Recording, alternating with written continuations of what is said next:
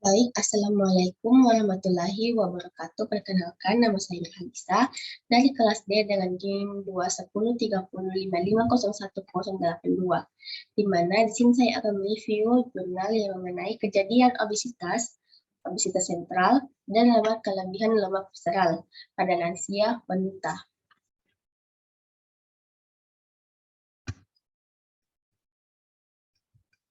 Adapun nama penulis dari jurnal ini yakni Ilya Mariasova, tahun terbitnya 2018 dan halaman 228 sampai 236. Adapun pendahuluan di mana membahas mengenai obesitas. Nah, obesitas merupakan suatu keadaan di mana terjadi penumpukan lemak berlebih di dalam tubuh. Nah, obesitas juga diketahui menjadi salah satu faktor risiko munculnya berbagai penyakit degeneratif seperti penyakit jantung dan stroke. Selanjutnya ada obesitas sentral, di mana juga berkaitan erat dengan peningkatan risiko penyakit degeneratif, di mana obesitas sentral ini merupakan penumpukan lemak di perut yang diukur dengan menggunakan indikator lipat perut. Selanjutnya ada lemak visceral, merupakan lemak tubuh yang terkumpul di bagian sentral tubuh dan melingkupi organ internal. Adapun latar belakang di mana di sini membahas mengenai obesitas sentral, dan lemak visceral, merupakan penumpukan lemak tubuh yang berlebihan dan berisiko untuk menimbulkan berbagai penyakit degeneratif seperti jantung dan stroke, serta dapat meningkatkan risiko kerusakan tulang pada lansia. Adapun tujuan penelitian ini di mana tujuan penelitian ini untuk menganalisis faktor risiko obesitas seperti obesitas sentral, obesitas, dan kelebihan lemak visceral pada lansia wanita. Nah, selanjutnya ada metode, di mana pada metode penelitian ini menggunakan desain studi cross-seksional dengan pendekatan kuantitatif. Nah, sampel dari penelitian ini adalah 81 lansia wanita yang menjadi anggota posyandu lansia di wilayah kerja Puskesmas Jagir, Wonokromo, Surabaya. Nah, pengumpulan data menggunakan food recall dengan 3 kali 24 jam. Nah, antropometri di mana melakukan pengukuran berat badan, tinggi badan, dan lingkar perut. Nah, sedangkan lemak visceral menggunakan bioimpedance analysis atau BIA, serta kuesioner terkait data diri subjek. Nah, data dianalisis dengan menggunakan analisis logistik. Nah, di mana adapun variabel dependen penelitian ini juga adalah status obesitas, di mana status obesitas sentral dan status lemak visceral pada lansia wanita. Nah, variabel independen penelitian ini adalah usia, pendidikan, pekerjaan, dan asupan gizi harian makanan seperti energi, protein, lemak, karbohidrat, dan serat. Nah, penelitian juga ini menggunakan data primer dan data sekunder, di mana data primer meliputi pengukuran tinggi badan, berat badan, lingkar perut, persen lemak, dan visceral, dan wawancara food recall 24 jam selama 3 hari, di mana itu melakukan 2 kali pada hari biasa dan 1 kali pada hari libur, serta dilakukan tidak berturut-turut untuk menggambarkan rata-rata asupan zat gizinya.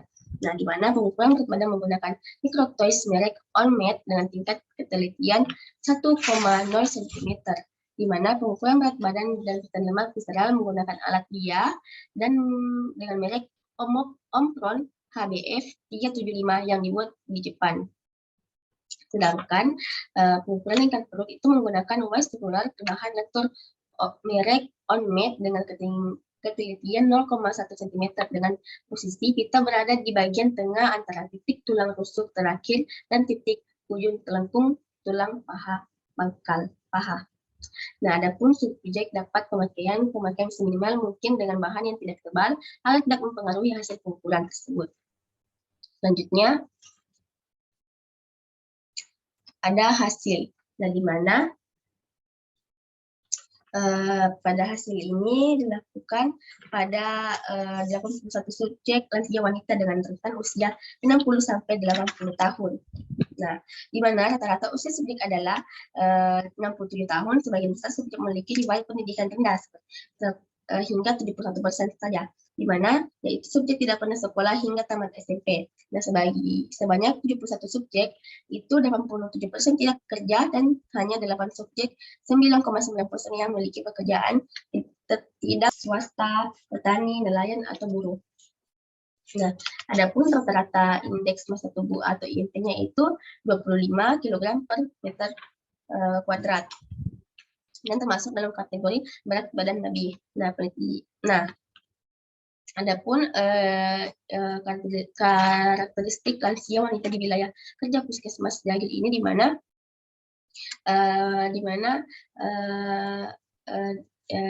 di mana memiliki usia yang rendah itu 60 tahun dan sangat tua itu 85 tahun.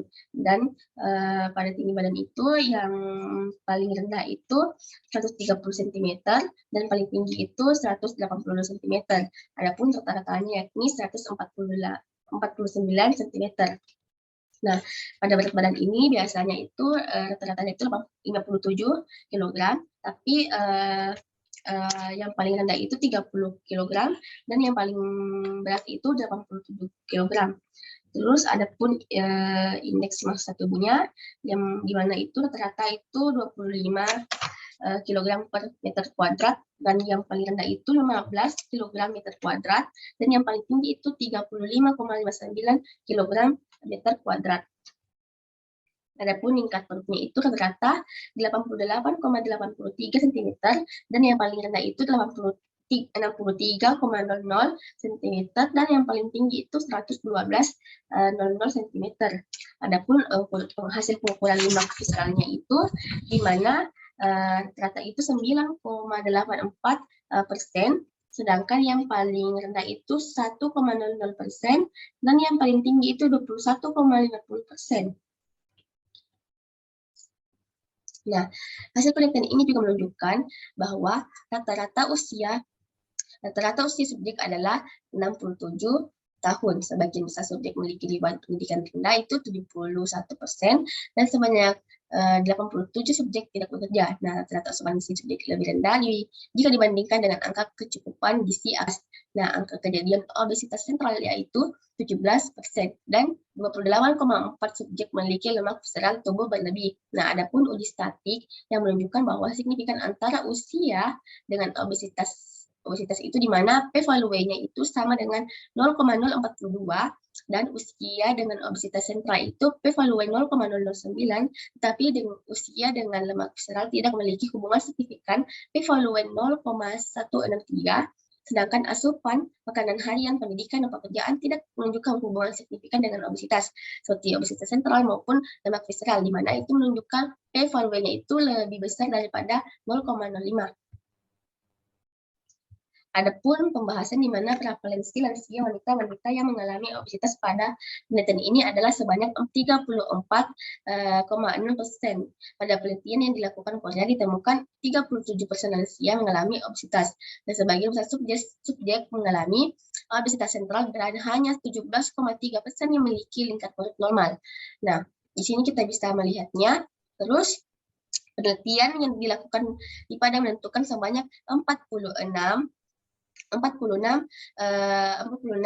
lansia wanita yang mengalami obesitas sentral dan sebanyak 28 subjek yang mengalami presentasi lemak visceral tubuh yang berlebih. Nah, kelebihan lemak visceral pada lansia dapat meningkatkan resiko untuk terjadinya resistensi insulin.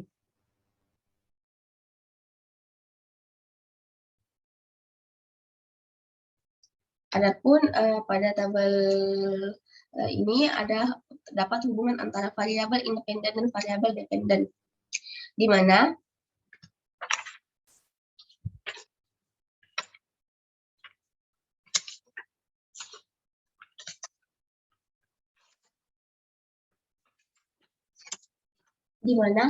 pada tabel ini dapat dilihat hubungan antara usia, asupan harian, pendidikan, dan pekerjaan, di mana itu termasuk variabel independen, dan obesitas sentral, dan kelebihan lemak visceral itu termasuk variabel dependen. Nah, dari tabel tersebut kita ketahui bahwa asupan harian, pendidikan, dan pekerjaan itu tidak menunjukkan hubungan yang signifikan terhadap obesitas visceral, di mana itu yang memiliki p-value itu lebih besar daripada 0,05, hubungan signifikan dengan obesitas dan obesitas sentral, di mana memiliki p-value itu kurang dari 0,005.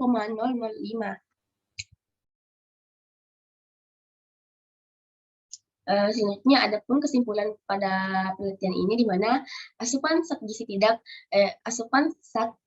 zat gizi tidak ataupun pendidikan tidak memiliki hubungan yang signifikan dengan obesitas, obesitas sentral maupun lemak visceral pada lansia. Nah, usia memiliki hubungan yang signifikan dengan obesitas dan obesitas sentral, di mana semakin bertambahnya usia maka kecenderungan mengalami obesitas itu dan obesitas sentral itu semakin menurun. Nah, usia tidak memiliki hubungan yang signifikan dengan lemak visceral, tapi memiliki hubungan signifikan dengan obesitas sentral dan obesitas. Adapun saran di mana kita tuh harus memiliki pola makan sehat, diet rendah kalori, dan olahraga secara teratur. Nah, di mana olahraga secara teratur adalah cara terbaik untuk mengobati obesitas. Dan lakukan diet berisi makanan seimbang, mengontrol kalori, dan juga melakukan aktivitas fisik untuk meningkatkan pembakaran energi dan cadangan energi. Mungkin hanya itu yang bisa saya sampaikan. Lebih dan kurangnya mohon dimaafkan. Wabillahi taufiq wal hidayah. Wassalamualaikum warahmatullahi wabarakatuh.